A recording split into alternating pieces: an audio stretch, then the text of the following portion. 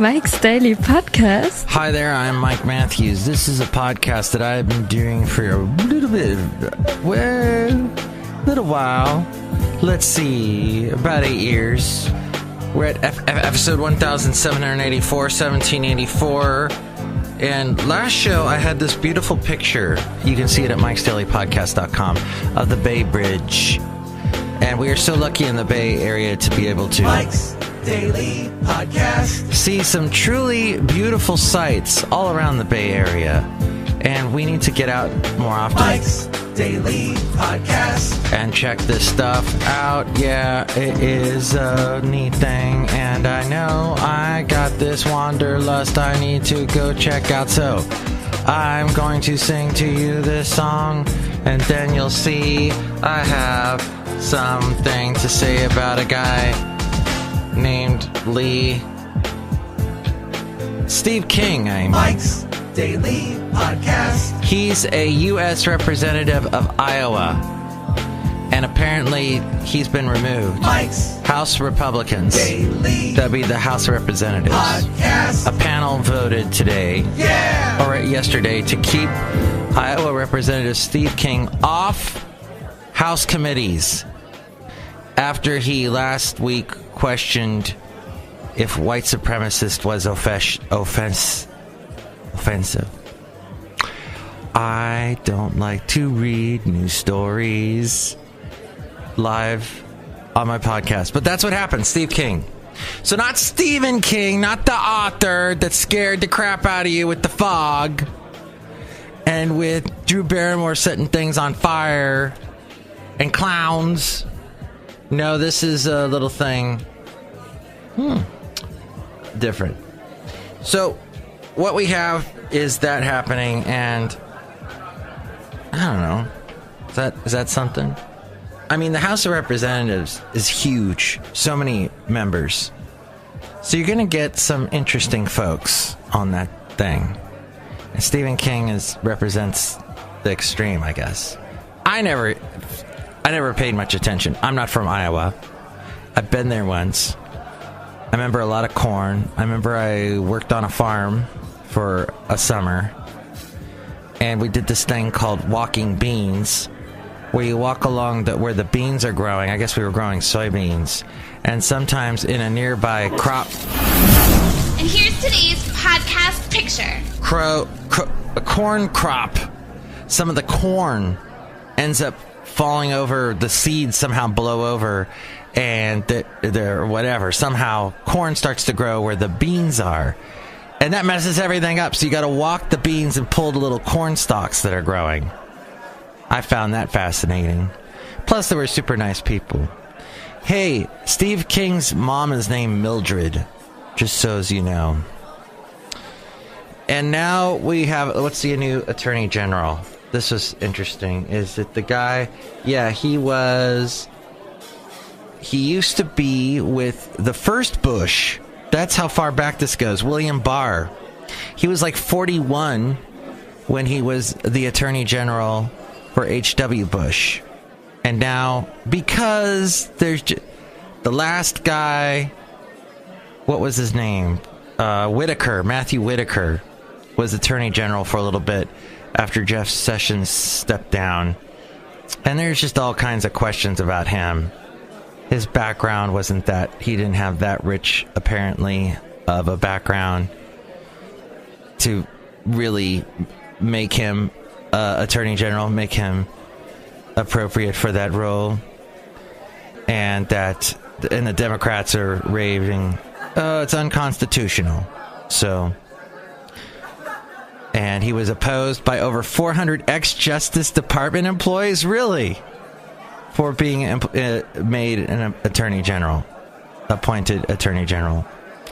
So President Trump decided, I better instead of doubling down like he always does, and I hate that expression, double down, he gets William Barr in there. So that should be interesting. Now, the big controversy about William Barr, as I was listening to the New York Times podcast called The Daily, was that apparently he wrote a memo saying that President Trump was okay in firing the guy, Comey, who Trump called a showboat and a grandstander. I think it sounded something like this. Play the clip. He's a showboat. He's a grandstander. So now that's all. I don't know. Whatever. When Trump met Kim Jong-un last year, and there was this part where they're just shaking hands and they're smiling, and Kim is just smiling away and he's not saying anything, but Trump is saying so much to him. What do you think he's telling him? I saw that video the other day and I'm thinking, what does that, I mean, TV people that are really good on television know that when they go to commercial, we'll be back right after this. You know, they do this kind of little chit chat so that it doesn't look like they're two frozen people, you know, him and the host, let's say David Letterman or whatever. They kind of go back and forth. Like, did you enjoy? I don't know what they say. I've never been on TV. Seriously, my company wanted me to do a little video on for their television, for their social media stuff, and I was, are you sure?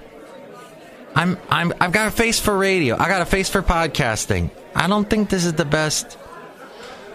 So what ended up happening was, so Trump knows what to do that kind of talk when you're not on mic, but you're on camera and look like you're talking, because it's better than just being stiff and staring at the camera going, ugh, I guess. I don't know. I bet if I were ever on camera, I would look good no matter what I did. And that's called self-delusion. But yeah, that's what I wonder what he was saying to him. If he was just saying, your hands are really cold, or I really like your haircut, or I don't know, what was he telling him?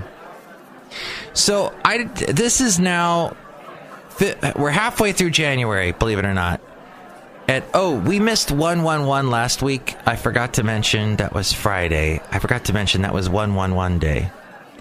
But actually 11/11 is 1111. All right, now I'm getting to, never mind. This is not important until November when it'll be 11/11, which is Singles Day. That's right. That's when Alibaba, that's the Chinese equivalent to Amazon. That's when they do their Singles Day. China apparently has given the death penalty to a Canadian because this Canadian had drugs.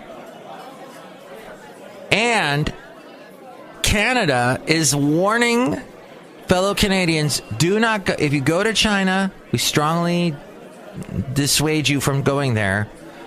But be careful, because the law there is anything can happen to you, basically. You're taking your life into your own hands in China. So that's going on between us, or not between us, but our neighbors to the north and China. And then we have our own issues with China. But back to the Rose Parade this year, which was 15 days ago. The tractor float broke down. Now, floats have broken down before. They break down every year. But this was very interesting because, first off, it was a float that looked like a tractor. You would think a float that looked like a tractor would be able to keep through a whole parade. Tractors are strong.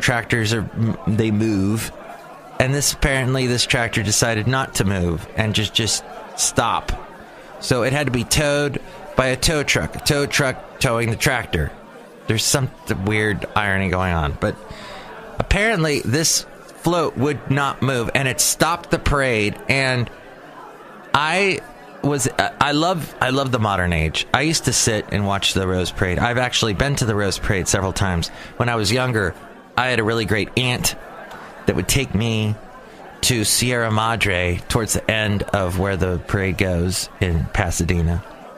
And we would, by the way, I went to, also in Sierra Madre, went to Brian Setzer's wedding. Brian Setzer, when he married his second wife was a friend of my mom's. And so we got to go.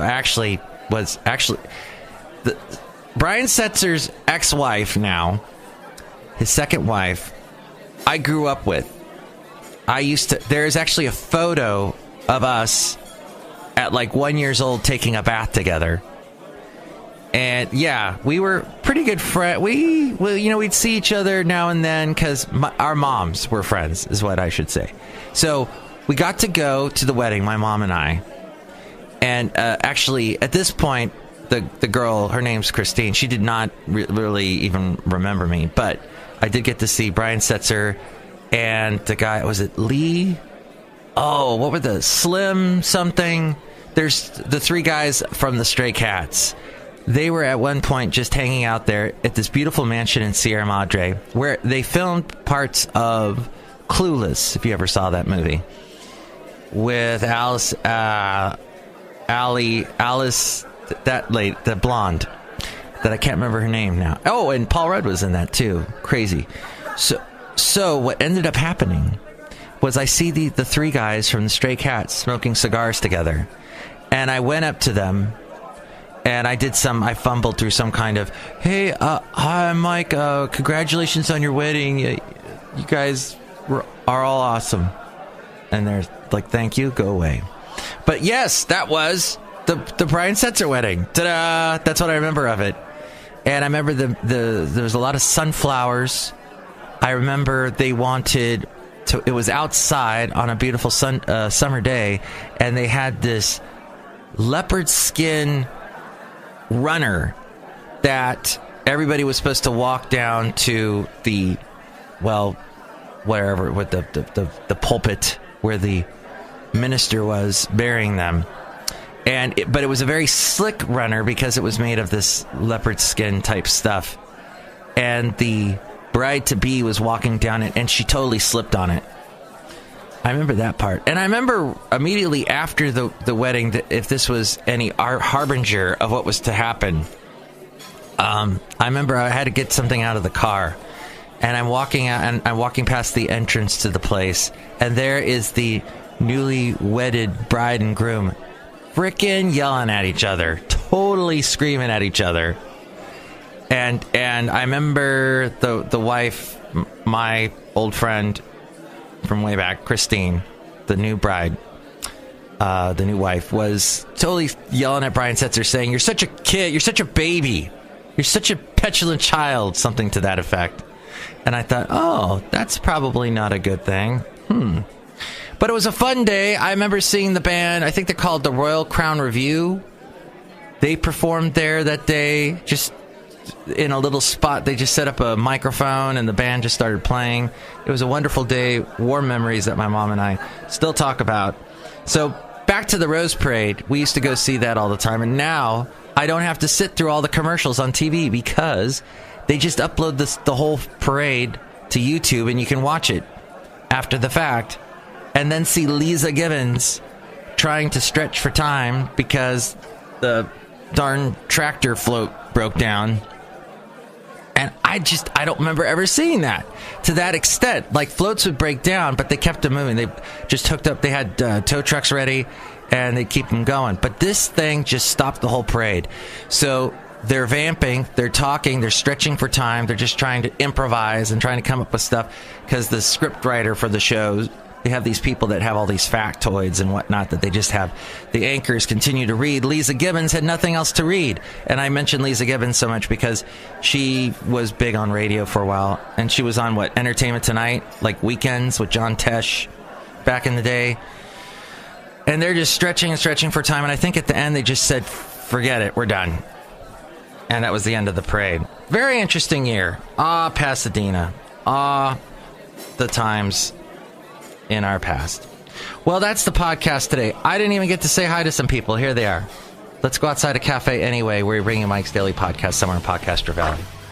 Hi, Mike. I'm Benita the Rootabega. Hey, Disgruntled Fiddle Player, tell you What? And I pour the root beer like right now. Oh boy, I'm the Disgruntled Fiddle Player. I mean, I'm the Brewmaster. I'll cut you. Oh boy. Everybody's forgetting who they are today. But that's all right. That's kind of what a Tuesday is.